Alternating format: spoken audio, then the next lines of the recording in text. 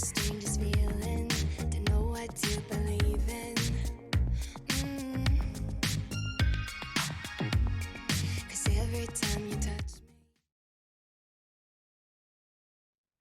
All right. Hello, everybody. My name is Natalia Grice, and I am the owner of LCO Law, and I have Sonia Palomino here. Sonia is a budget lifestyle coach. Essentially, she helps you get everything in order, but not just you, but your loved ones. And that is the reason why we're here. This is actually this week in October is National Estate Planning Week. And so one of the biggest things that is often ignored in estate planning is making sure that you understand how to protect those assets long term so that they're there for your loved ones when the time comes, and it's also there for you when if you become incapacitated. So for this reason, I thought, why not talk to Sonia about some of the ways in which we can teach our children now while we're here how to budget properly, how to protect those assets so that they do become part of a family legacy of long-term wealth and long-term safety and balance and all that jazz. And so without further ado, Sonia, please tell us a bit about your business. Well, Natalia, thank you so much. Well, I've conducted over 13,000 consultations. I've done this a time or two. And where my specialty is, it truly is in this budgeting piece, because I find that it can be a missed piece. And I almost hesitate to use the word budget because it can just be, we just have so many negative connotations with regards to it. We think that it's a straight jacket. We have to say no because when we grew up, you can't have it because it's not enough budget, right? And so I don't see it that way at all. I know that years ago when we did not have a budget, that was a it was almost a crisis financial situation for us. And what I learned through that is that the budget, it led us to freedom, but it was a bit of a fiery hoop that we had to jump through. And so I'm kind of like that person that helps guide people through that fiery hoop so their feet are on solid ground. And so this is what I do, and it's not even like work to me. So it's just such a joy. Yeah, and I'm glad that you bring up the connotation of like budget as being a scary thing, because it is in the back of our minds like, oh my God, I'm going to be constrained in all these ways. But the reality is, like, I find, for example, for my business, having the budget, looking at it, revising it, reviewing it, preparing for it, planning for it, it energizes me to do all the Yes. things that I need to do to accomplish the goals of my business. And it's the same thing with your personal finances. So I know that you prepared some wonderful tips and tools for our viewers here. Shall we get to it? Let's do it. All Okay. All right. Number 1 of 10. So Mhm. it's going to be the countdown. It is have your financial priorities support your life. And then also have your life support your financial priorities. This is really important to me because I'm a mom. I have 3 girls, and my oldest, she is 25, and then my middle, she is 19, and my youngest is 15. And I think it's important because I think that when we look around, it looks like everyone else has so much more. And we can really get lost in those things. And so coming from a really grounded perspective of knowing what are my priorities, not what's being put out there to the world, but what are the things that are really important to me? What's my sacred yes? And when I know that sacred yes, I'm going to then know that sacred no. And so it makes it easier to really align those financial decisions when you know what your priorities are. And I'm kind of in the middle of a little bit of an example of this right now. I live in the country and I wanted to get some tree work done because I feel like I'm at a resort in Costa Rica, honestly. I hear the birds and it's just beautiful, but there are a lot of trees that are around my home. And so I went and I got a quote, like a tree quote, literally last week. And so the tree quote came in and I was like, wow, that's a quote.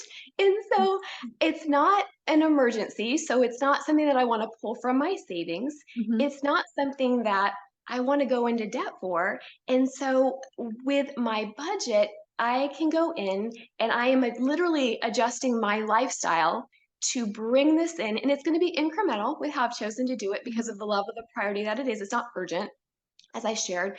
And so there's that freedom, right? There's that freedom that you're talking about as well. And I coach with my clients with their personal finances. I work with a lot of entrepreneurs, and it's the same thing, whether it's personal finances or the business. And so really understanding what are those priorities, and then how can they support your life? And like I said, and then how can your life support those financial priorities?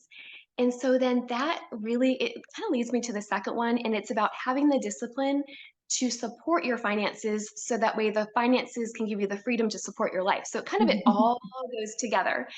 And the discipline, when you have that sacred yes, it's not hard. It's not hard. You want to. And you know that you're making conscious decisions, because what I find is that so many people, they're just rolling out of bed and they're just, this is what I hear. I hear, where did it go? They feel like their lives are getting literally sucked. They're being sucked dry. They're working really hard. They have nothing to show for it. And they're really working to, especially I can see like in just even my girls, and there's then this and there's this, there's like 50 beauty products. Well, really, you just probably need three. You know what I mean? You don't need the roller in the freezer and the, you don't need all that. And so it's just, how do we balance those things? And so that's really going to lead me into the budget piece, because basically the budget, it can be your life plan, so that way you can then live those financial priorities. And so really that's going to be number 3. And my girls, they know about a budget. And my middle, we were at Sam's Club, and just imagine the people around us during this conversation. And with your kids, you share drinks, right? I'm like, okay, we're just going to get a drink. We're going to share the drink. And then my middle, she's like, I'm not going to share a drink, Mom. I'm going to buy my own. And I was like, okay. And so she gets on her app, she's checking her bank account, and she's like, oh, it's negative. It's negative 99 cents. And I'm like, how can your account be negative 99 cents? It was this Apple, the Apple 99-cent charge, right, that everyone has. And so she didn't get her own drink. And I'm like, how could you not have any margin? Like, there's no margin in your world. You live at home and there's no margin. Awareness, right? That's a big step. Absolutely. And so, but she had a budget, because I taught her the budget, but then she wasn't in her budget and looking at it. And then that one charge put her in. So, it led into, like I said, the poor people around us listening to this conversation that we're having in the Sam's Club line to get a hot dog. Mm-hmm. So there are those opportunities, you know what I mean? Even when you have it, do you have the muscle and the strength to use it, and to use it as that guiding force in your life as well, to say yes and to say no? And we're not all perfect, in this process, but it kind of just makes me giggle a little bit. I always think about that, when I think about sharing this concept. So really, I would say the fourth element is that the biggest piece of a budget, I think that the most important piece is to have, it's almost like a skeletal structure, because I kind of look at it like, what are we going to hang these things? Where are we going to hang the income? Where are we going to hang the expenses? And it can range with some people, they have consistent income that is coming in, Mm-hmm. and like clockwork. Other people, it's not. It's very variable. And then sometimes when it's a married couple, some can be variable, some can be consistent, or sometimes it could just be 100% variable. And so I have a little bit of a 2-level recommendation here to kind of speak to both. If you have consistent income, that pay structure, it is going to be the structure of your budget. So for an example, if you get paid every Friday, there's your structure. And if your spouse is someone that does not have consistent income, my recommendation is to mirror the other budget with a person that does have consistent income coming in, because we don't want to compare apples to oranges. And having an overall budget for your overall month, the month just gets too long, and we get lost in that. And even clients that, for an example, receive Social Security, this is what I hear, the month was too long for them. And with those clients, I recommend to break it down. So if it is the third Wednesday of the month, what's the other mid date approximately? And have basically 2 pay periods, even though one is artificial. It just gives you that opportunity to check in to see where you are. So it's really having the overall structure. And for someone that really has no structure, let's just say it's someone who is a realtor or they own their own business and income can Mhm. be variable. I recommend putting them on a weekly budget and they get to choose like what day of the week are you not maxed out? Probably Monday might not be good for a lot of people if you're catching up from the weekend. Mhm. Friday, if you're exhausted from your week, probably might not be good. But then what about like a Wednesday? You get to pick it. You get to choose what you want that structure to be. So that's what I call it's really the steering wheel in that financial vehicle because what we're doing, we're jumping in that financial vehicle. There's not that steering wheel. We don't have a front windshield. There's not a rearview mirror. And then we wonder, why are we just going in circles? And why do we not feel successful in this? Right. It's because everybody else is driving that vehicle. You are not. And so that's the first piece with the first element of a budget, which is number 4. Number 5, we want to have that second element of the budget. And what that is the front windshield. I get all excited about this because what I find is that if we are not proactive, we will roll out of bed, we will become very reactive in our finances. Mhm. That's where it just feels like the visual that just came to me right now. It's kind of like this visual of you have these railroad tracks and it's like you're being literally your body is being dragged on those railroad tracks like clunk clunk clunk Mhm. clunk clunk clunk, and we get up and do it all over again the next day and then the next day. And so we got to change that. We got to turn that around so that way we can just be very proactive, very conscious, make those decisions that basically support that sacred yes. Mhm. And so that front windshield, it is a budget that is forward looking over the next 2 months at a minimum, next 2 months. And what I find, Natalia, is that like I don't even need to create someone's budget. I know they're not going to be balanced. There are going to be some pay periods where there are overages, other pay periods where there's shortages, or if it's an artificial structure, no consistent income coming in. I reverse engineer it and I'd recommend my clients to do the same as well in your audience. Even if you don't have consistent income coming in, it actually makes your budget even more important because with this reverse engineering process, what I do is we create the budget around what we know. For an example, the cell phone bill, the internet bill, right? We have fixed expenses that we know. Mhm. And then when we're able to look at that paycheck by paycheck, or even every week if it's an artificial with non-consistent income coming in, how cool would it be to be able to see these are my goals? I don't know what my income is. And with my business clients, I let them know like, I don't really care what your income projections are. They don't matter to me. Money in the bank, that's what matters. And so I want to let my clients know these are your goals because if we're sitting smack dab in the middle of a shortage, meaning there's not enough money to cover those bills, then that right there is the birth of debt because we then have to pump in artificial money, right, in that Right. particular situation. Mhm. And so a lot of times, if we're just able to see it happening in advance, and maybe we had an overage here, but we're like, oh, yay, we have an overage. We don't see we're about ready to hit a wall in 2 pay periods because XYZ, right, are going to Mhm. just how the income and the expenses are going to line up. So having that front windshield is critically important. It really puts us in the power position. We are able to look ahead to be able to see what is coming up so we can then back up today and then also make those strong strategic financial decisions as well. And we're never going to know like 100% of what's going to happen. We know about 80%. There's going to be 20% of life that's going to just kind of weave its way in and out for a situation.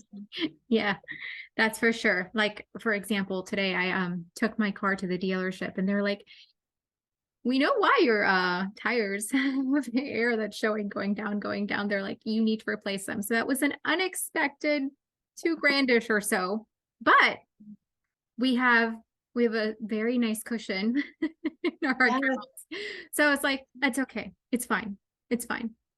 But if you don't have that, right, all that planning ahead to create those kinds of cushions, it can be devastating for a family, and it can be especially devastating for young adults, right? Because they're at a period in their life where they're just starting to get a job. It might not be the ideal income yet.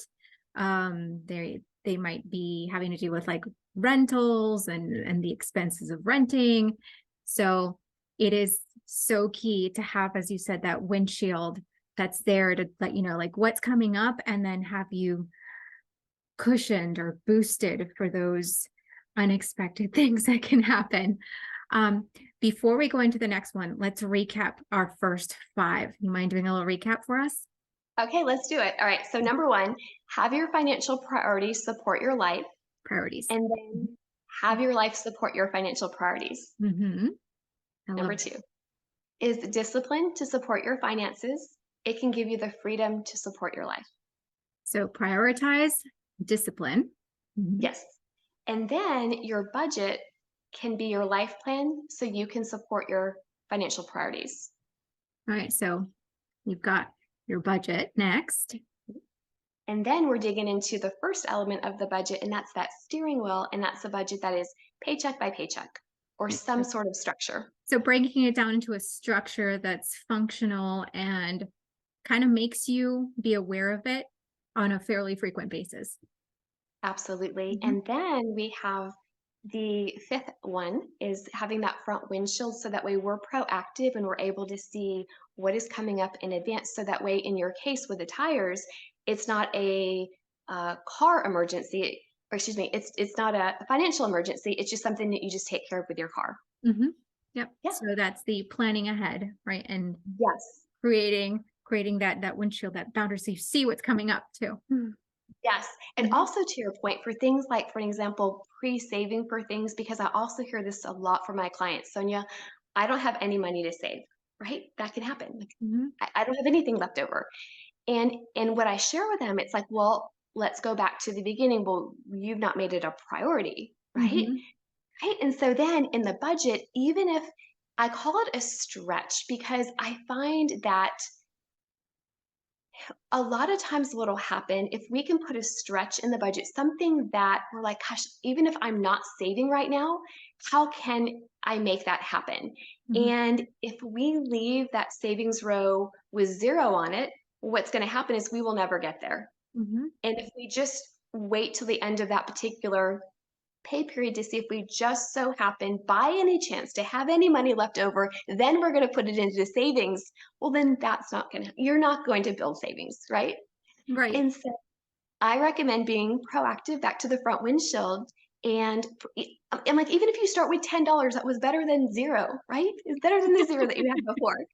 And so put that in, and then we use those no's to make that work. Or even better yet, how can we pick up some side income, right? To bump that up, and how can we get creative and make that happen as well?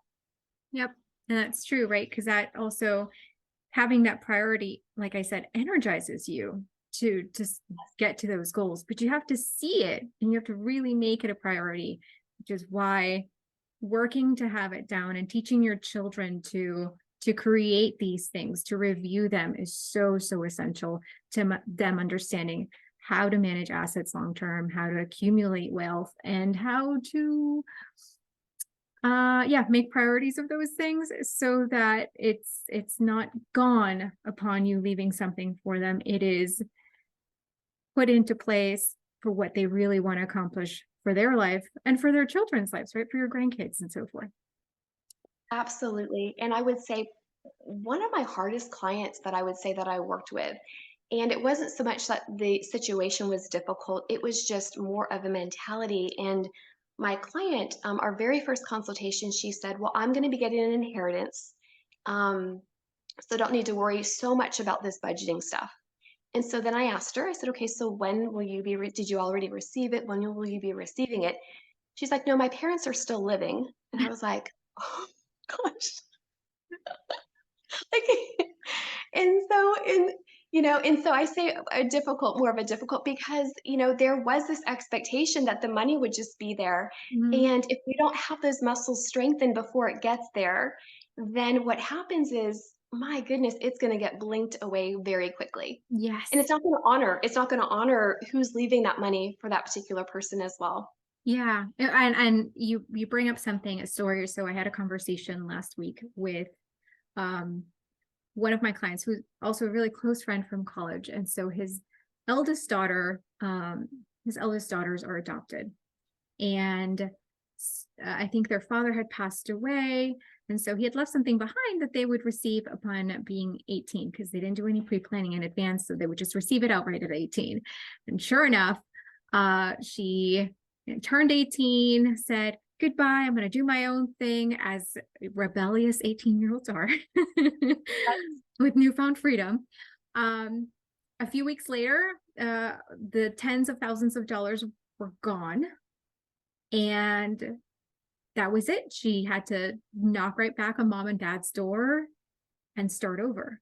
And so that's the problem with not understanding how to manage money before you fall into it, before it's, there in a very substantial form. Yeah. It's interesting, Natalia, because literally last night, my client was in tears, and, she's probably in her 40s, and she received money in her early 30s, and it was from her dad. There was so much guilt and regret, and just with regards to how she managed those dollars. So yeah, absolutely, absolutely. And it just, we can't go back and change that, but we can move forward. But gosh, can we even get before that, right? And that's the purpose Right. of this call here today as well. Right, exactly. So let's move on to 6 through 10 of those tips for our children, for ourselves, right? Also, so that we understand how to manage money, and we also understand how to teach our children how to manage money well. You got it. Well, number 6, it's this third element of the budget. Because if we go back to that financial vehicle example, we talked about the steering wheel, paycheck by paycheck, the front windshield. We're able to look ahead and be proactive rather than reactive. This third piece, I was not smart enough to figure out. And I come from a corporate project management background. And when I first started coaching my clients, Natalia, I would ask them, I would say, well, how are you doing with your budgets? Like those first few clients. And they would say, we're doing well. Though in my gut, I didn't know if that person was secretly struggling and lying to me because they wanted me to feel good, or if they were rocking it and like we needed to bake a cake and celebrate. I just didn't know. I didn't have the pulse. And so I got woken up in the middle of the night and I was shown what I was missing. And it was this review mirror piece. And what I was shown is that the problem with a budget, because 95% of Americans don't have a budget, 5% do. But even the 5% that do, don't budget at the level that we're discussing right now. This piece, the review mirror piece, it's taking the budget, it's then going back to the bank account to see now where did the money actually go that prior pay period, updating the budget to see where it went. And what happens is then that just closed the loop. And because then we now have a budget that it is living, it's breathing, we can put our weight on it, it can speak back, it can give us recommendations. And my budget before this budget, it was very much a hypothetical budget floating out there, kind of like that Peloton, like, we want to, gain lung capacity, though when it's a clothes hanger in February, it's not doing its job, right? And so this rearview mirror piece is so important because it becomes this accountability partner inherent in the process as well. Mhm. And so we can look back to say, gosh, you know what? I know I said I wanted to put money towards this priority, but actually when we add up the eating, it's going to be in the food category and it's going to be in Amazon, right? Those are the two things. And so that's where it's going to be. And so how can we just readjust those things? And then, but if we're not waiting to the end of the month or the end of the year or at January, when we come in with that financial hangover, when we're able to catch it, like in a pay period by pay period, and then reset ourselves, and we have that accountability partner basically inherent in that budgeting process, it's that review mirror piece. It's looking back to, well, where did our money go? And there are a lot of my clients that just even having them open up the budget to look, or open up the bank account to look at it, it is really overwhelming for them.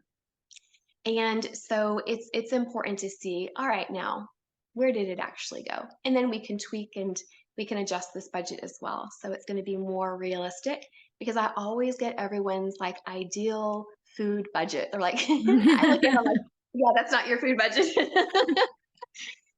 So it's just this back and forth process, and there's going to be ebb and flow to it all as well. So, but the review mirror is critically important as well. And for those who own a business, right, the equivalent of this is a budget variance report. That Yes. like that distinction between what you thought you needed in order to run the business for blah blah blah blah blah and to achieve such and such goals, and then what was really spent in the Yes. week or those 2 weeks or that month. I wouldn't do it, less frequently than monthly, because you really do need to examine how money is behaving, as you said, right? So that you can correct it and address Yes. it quickly. But it's how it varies, right? Your behavior versus your goals. And if you don't observe it frequently, you're not going to catch yourself. You're not going to see like where it is that your, let's say, budget weaknesses are. Yes. Just like it's the same kind of tools are used when people want to change or moderate their diets, right? The reason why they ask you to write it down is because one thing is what you think that you're doing. Oh, I'm going to eat salad and blah, blah, blah. And then when you actually write things down, you can see how you're varying from what your goals are for your eating or your exercise or anything like that. So yes, having that rear view mirror is such a great tool. Love it. And and then what happens, Natalia, when then we're able to pull all those pieces together, right? Then we're in that power position. We're sitting in that vehicle. Our hands are on the steering wheel. We have the front windshield. We can look ahead. We're looking to see where did it go, so we can make those variances, right, in our budgeting decisions. And when we can tie those together, that's for the very first time that we get 4 tires on the road in that financial vehicle. And what I find most people, they're like skidding around a corner, like on one wheel, their hands are taped to their sides. The front windshield is blacked out with blackout tape. There's not even a rearview mirror. And they're wondering, why am I so exhausted at the end of the day? And I'm like, it's not you. It's not you. You've just not been trained and taught how to do this properly. And you're a hard worker. And so let's just make your money work as hard as you do. And so there can be just a lot of peace, associated with that as well. Mm-hmm. It's true. I mean, 100% behind the fact that the having a budget and having a tool there to look at and becoming comfortable with reviewing these numbers Right. is a relief. Yes, absolutely. And then that leads me to number 7, Mhm. and that is share your financial literacy with your loved ones. And that's the whole purpose of this call, because this is the thing. If we don't have these muscles strengthened, it can't be taught from us, right? So as parents, it's important for us to have our muscles strengthened, but then also to have the time and the energy to then teach and share it to that next generation. And to me, that's just really exciting, right? Because then you're able to teach them these concepts. Because I have an accounting degree, I have a master's degree, and I wasn't really taught this, right? How to do this. And there are just some really important things, because when you have the financial foundation underneath your feet, you can then build from that. And we desire for the assets that we're leaving for our loved ones to use that as the foundation from which to build. Mhm. We don't want it to come crashing, all around them and become that regret that it could, and work too hard for that. So that's number 7. It's just really sharing that financial literacy with your loved ones. Very important. Key. Yes, absolutely. So And then I have number 8. And in my budget, I have a row, because I view the budget as like this is the central hub. Like this is the Mhm. central hub for everything financial. And there is a row in my budget, and it is for a will or a trust. And then this is, Natalia, this is where it leads to you. Honestly, there's just this feedback loop to you, because here we're managing the money. We want to then put some legal teeth to it, right? So that way, so we have to have a trusted source that we can team up with. And so that way the legal I's are dotted and the T's are crossed. And I gotta tell you guys, I've been on the other side of this with Natalia, and when I went in to sign my papers, it is like she just like comes alive. And like you would just think like it's like the most boring process ever. You're just gonna sign a lot of papers and it's all this legal stuff. She's like, oh, then let me tell you about this one and turn the next page. And there's right. And oh, let me tell you about this. And da, da, da, da. And she does it in a way, and you're just like, oh my gosh, like I had a trust. And what I realized was that there were so many holes with the person that I went with. And Natalia, and she's like, okay, well, so what do you think you have? And I'm like, well, it's not at all what I thought I had. And she just like, let me show you. And so Natalia, it really leads back to you with what you do, because then we gotta basically plug this in and play with someone else that really can take it to that next level. Yeah. Well, thank you. And for the people that are viewing, I did not ask her to include anything regarding me in her list. No? But it is essential, right? You have to have It is. not just sharing the information with your family, but also sharing your goals with professionals that can support you and your family in those goals, right? Financial goals, legal goals. Because if you don't have that A team to help you and hold you accountable, right, it makes it so much harder. So in the sense of, how do we protect these assets that we've now accumulated because we've learned how to manage our funds? We definitely need to be properly counseled. And this is something that should be done regularly. It's not like, oh, one time I'll have a conversation with an estate planning attorney who'll make some docs and then I'll go on my merry way. No, it's something that should be discussed frequently, because as your life changes, your needs change, your family members' needs change, and you just don't want to leave them unsupported so that you end up with a 30-year-old child who makes really poor financial decisions when they come into their inheritance, and then 10 years down the road they have nothing to show for it. Yeah, that would be the worst. Oh my gosh, absolutely. Absolutely. Right. So next So one. that is number 8. And then number 9, it is to have just like a legacy folder. Mhm.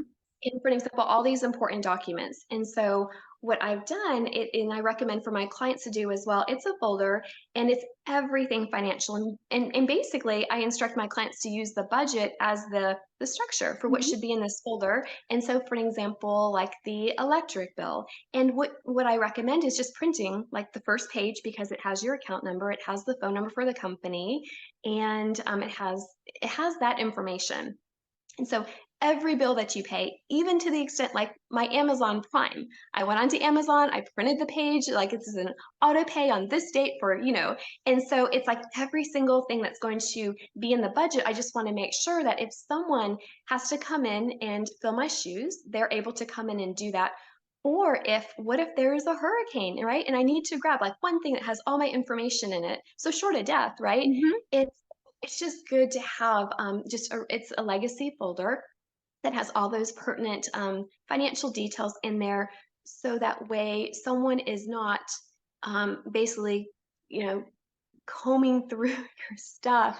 It's Yeah. all like right here. And at the first of the year, it's to go through it really around the beginning of the year for me. And it's just to really go through it with a fine tooth comb. And so my my people, right, that are responsible for stepping in for making healthcare decisions, financial decisions, if I'm unable to, as well, and they have the same copy of it too. And it just makes it's going to make it beautiful and easy for them, because my one of my friends, her mom was in a it was just a horrific it was a horrific car accident, and she had to get bayflighted out. It was a critical situation, and it was touch and go. They just didn't know if she was going to be able to make it or not, and she was the one that handled the finances. And so I kind of reached out to her husband and I said, listen, I said, if we need to piece this thing together, as the mail comes in, we will do that. You just let me know. And it gives me goosebumps right now, just because, it's that is not the time that you want to be figuring out your finances. Yeah. And she ended up recovering. She's doing amazing. And so, but it was really, really, dicey, from that perspective.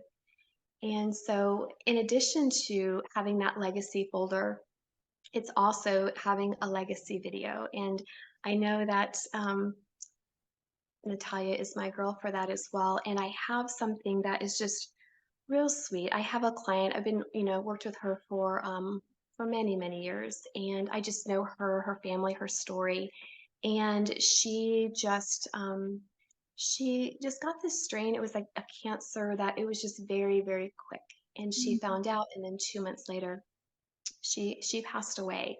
And I just went to the funeral. It was a couple weeks ago, and what was so beautiful, Natalia, about her and the way that she lived her life, because she had that opportunity, she had those 2 months.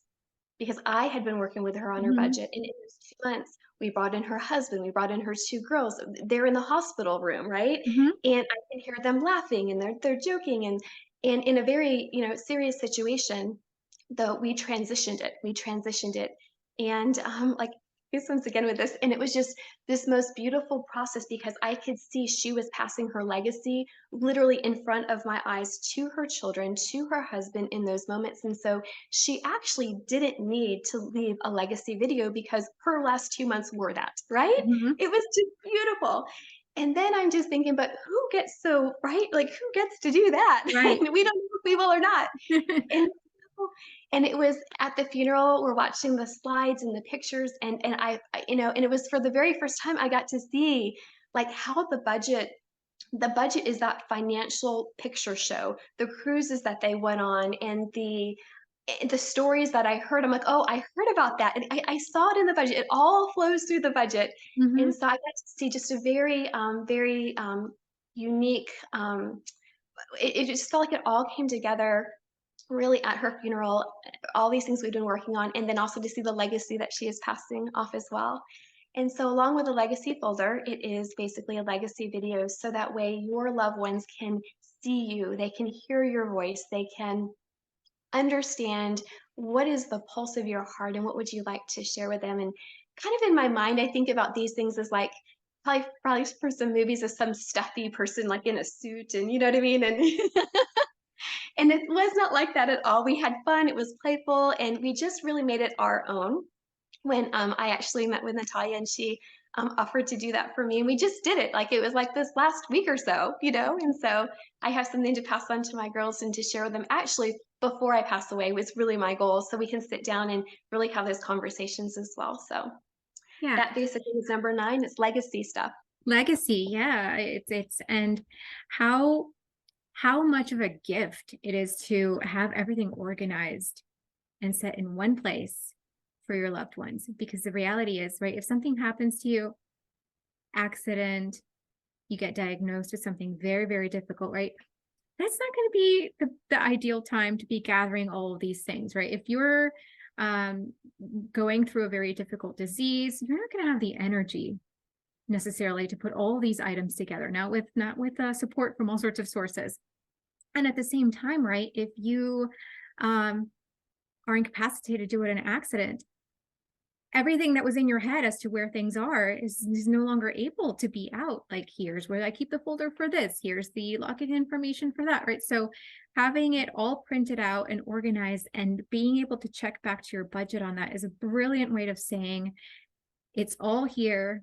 You have peace of mind. If something happens to me, you have like the extra time and energy necessary to mourn, to grieve, to deal with all those emotions that come with it, and at the same time understand and know that when you're ready, you can take this binder, right, and then you can implement what needs to be done to administer my estate and to then benefit from what I've left behind. It is such a wonderful idea. I love it. Amazing, amazing. So that was number 9. Mhm. And then number 10, this is really the last one, just to kind of really close out this topic. I find that, and I love a good budget. I even love a bad budget. I love just budgets, right? I just I just love them. And I think though we can also, even the best budget, I caution my clients that we don't want the budget to be that limit to us, because the budget, it's just reflecting where we've been up to this point in time. That's it. it is not, I just refuse to allow for it to be the glass ceiling over where someone's going to go. And so, it's just when we look at those numbers, if the numbers look fantastic or if they can use some improvement, I just know that when we personally were at rock bottom financially, it was put in my spirit of Sonia, create a budget. And then the next part that changed my life, and this was gosh, back in 2013, but basically it was to don't get sucked into what about you're about to see. And that really changed my life because had I got sucked into what I was looking at that particular time, then I would have been done. That I would have not had any energy, honestly, to even maneuver through that season that we are in. And so it just put a sense of peace in my spirit that it is important to have a budget. We do need to know our pulse and we do want to use it to make decisions from, though don't get sucked into it, if that makes sense. Right? It's like there's a touch and go. We do the budget so that way we can get back to life. We don't do the budget to then always live our finances every, 24-hour, 24 by 7. But it's really meant we've got to get it in the proper position as well. And just to make sure that it's there to support us and not control us. Yeah, and that's a great perspective too, because I mean, it's the purpose of planning, right? There's budgeting and there's planning. So if I were to, translate what you've just shared with us for business owner purposes, right? You're not going to plan your business by going, well, last year we made this, so our goal is to make exactly this. We're going to constrain ourselves by that. No way, Yeah. right? You want your business to grow. So you've Yeah. got guidelines and you've got the experience, right? That rear view where you can see like where you were at and what you needed to get to that point. But that then gives you just a starting place, but not a ceiling, as you put it, right? Yes. Your next year's goals and the next year's goals and so forth. And so, yeah, it's not a ceiling. That's so important. It's not a ceiling. It is a way to bring you to stability so that then you've got the solid ground, right? To then move on to the next place, to then move on to the next place. Beautiful. Yes. I love it. Okay. That is it. Wonderful. So shall we recap 6 through 10? You got it. Okay. Number 6 is that's the third element of the budget. That is that windshield. So we can see, where did we spend our money? Do we need to tweak and make changes and things like that with that budget? Mhm. And then number 7, it is really important to share your financial literacy with your loved ones so that way they can continue that on. And then number 8, it's really to have a trusted source to handle those legal elements of your finances. So basically, your desires do get implemented, right? And versus just wishing and hoping, or you just wouldn't want someone else to come in and make those decisions for you. Yep. And then number 9, it's having that legacy folder. So you can just literally hand it to someone. And in parallel with that is having that legacy video. So because your life is so much more than the papers that are going to be reflected in that legacy folder. Mhm. And then number 10 is just don't ever be limited by your finances, no matter how amazing they look or if they don't. It's just a reflection as far as where you are in that moment, and it doesn't really reflect where you're going to be because who you are in that moment is going to reflect where you're going to be and how you're going to build based on that. Perfect. All right, Sonia, if and definitely I completely encourage anyone watching this video to go have a consultation with Sonia, right? It is helpful to have somebody brilliant and sweet and kind and who has your best interest in mind to get you to where you want to be with your budget and your finances. So how can our listeners contact you? I would say probably the best way is just my website. Mhm. And so it's Enjoy and it's spelled INJOY consulting.com because this is not work to me. It's like it literally is it's amazing. And so or call me and the number it is 888-474-6569. I love the website the best though because there's a yellow button and it says chat with me. And in that button, you click on it, it's a complimentary 30-minute call. I get to hear more about your situation and give you some customized recommendations as well. And I'd be delighted to do that. Wonderful. Thank you so, so much. I hope that you and your family enjoy watching this and also start having those conversations, right? Because the first part is getting comfortable, becoming aware, and then taking action. All right, Sonia, it has been an absolute pleasure. Thank you. I have the strangest feeling to know what to believe in. 'Cause every time you touch me